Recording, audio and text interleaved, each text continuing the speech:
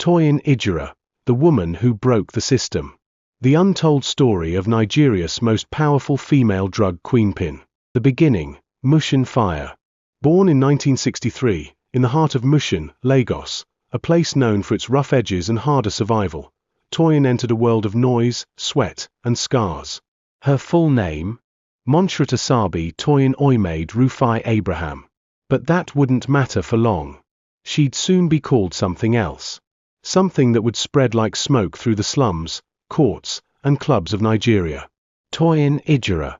As a young girl, she showed signs of what elders called a born spirit. Sharp tongue. Fierce stare. A silence that made people nervous. She briefly attended Reagan Memorial Girls' School in Yaba. But by JSS 2, she was out. Not because she failed, but because school couldn't teach her what she wanted. What she needed. The streets were her classroom. Mushin was the university. And the lesson was always survival. First, she hawked cigarettes, smuggled from Kotona, wrapped in banana leaves, passed in nylon bags behind Molu buses. Then, she sold lace fabrics, brought in from Ghana, stylish, sleek, and overpriced. She learned quickly that women trusted women with fashion. But it wasn't lace or cigarettes that would make her rich. It was powder. White, deadly, and wrapped in lies. Toyin met Fatai. Not a lover. Not quite a mentor. He was a middleman in the rising Lagos drug circuit. One of the many men using commercial drivers, apprentices, and desperate women to move product between Nigeria, West Africa, and Europe. He told her they were shipping medicine for horses. Packages of crushed powder, carefully wrapped, labeled in Latin, and moved through unsuspecting airports. Toyin played along. Until one day, she saw a woman foaming at the mouth on the airport floor. One of Fatai's couriers had swallowed a bad rap. They said it was medicine. But it was heroin. And Toyin knew she'd been lied to. But by then, the money was already flowing. And money makes the truth easier to swallow. 1996, Fatai died under mysterious circumstances. Some said it was a heart attack. Others whispered about poison in a bottle of Star beer. Toyin didn't cry. She didn't mourn. She took over. Not just his operation, his network, his mules, his customers, his codebooks. And she expanded it. Lagos. London. Chicago. Nairobi. Accra. Dubai. She recruited from everywhere. Commercial bus parks. Secondary schools. Female hostels. Correctional centers. Even the national Paralympic team. She used everything. Swallowed wraps. Airport wheelchairs with drug-filled foams. Prosthetic limbs loaded with pellets. Suitcases with double linings. Children's diapers. Some mules returned. Some didn't. But she always did. Atlanta, USA. 1996. The world watched in admiration as the Nigerian Paralympic team arrived at the Games. Wheelchairs glided across tarmacs. The nation beamed with pride. Then came the arrest. 2 Nigerian athletes. Caught with large quantities of heroin sewn into their wheelchairs. It was a global scandal. CNN. BBC. NTA. The story was everywhere. The US authorities were stunned. So was the Nigerian government. How did heroin end up under Nigeria's flag at a global sports event? The trail pointed backward. Past the athletes. Past the handlers. Past the airport officials. It pointed to a quiet dining room in Lagos. Toyin Igbira. The invisible queen. Running an empire from behind lace curtains and prayer beads. December 1997. Years of undercover work. Failed sting operations. Informants who turned up dead. But finally, NDLA got her.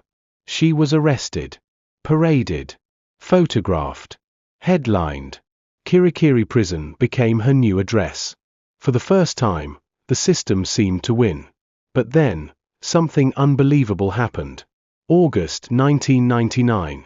Justice Abubakar Jaga, a sitting federal judge, granted her bail. Not only that, He drove her home himself, shielding her from NDLEA officers waiting to rearrest her outside. Nigeria paused. The headlines froze. The NDLEA fumed. But the message was clear. Toyin Igbira wasn't just above the law was now her chauffeur. Returned to society not as a criminal, but as a legend. Fuji musicians sang her name at elite gatherings. Politicians danced with her in private villas. Businessmen toasted her with foreign wine. She had become a symbol of untouchable power. She moved quietly, no loud shows, no braggadocio. But people feared her presence like a curse. No one said her name in public without lowering their voice. She was now a ghost, living, rich, protected. November 15, 2002. Murtala Muhammad International Airport. She was caught again. 72 wraps of heroin were found in her luggage. This time, it looked like the end. There was public outrage. International interest. NDLEA prepared for what they believed was finally a major conviction. But somehow, the media coverage faded. The court dates blurred. The outcome? Never made public. Some said she bribed her way out.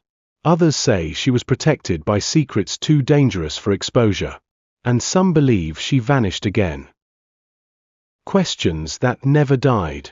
Why did Justice Jaga drive her home personally? How deep was her network in the judiciary and law enforcement? What happened to the athletes caught on her behalf?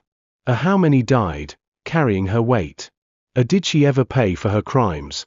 Or was her power too sacred to challenge? Nobody knows where she is today.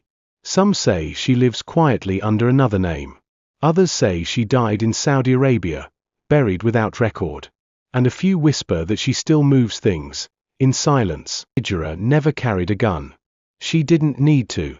She carried names, secrets, influence. She didn't run a gang. She ran a network, oiled with fear and loyalty. She trafficked through jails, courts, parties, hospitals, and airports. She walked freely through places others feared to whisper in. She turned a corrupt system into her personal palace. And when it tried to catch her, she reminded it who owned the keys. This isn't just a Nigerian story. It's the anatomy of power, gender, crime, and silence. The end. Or maybe not. Because every few years, someone claims they saw her.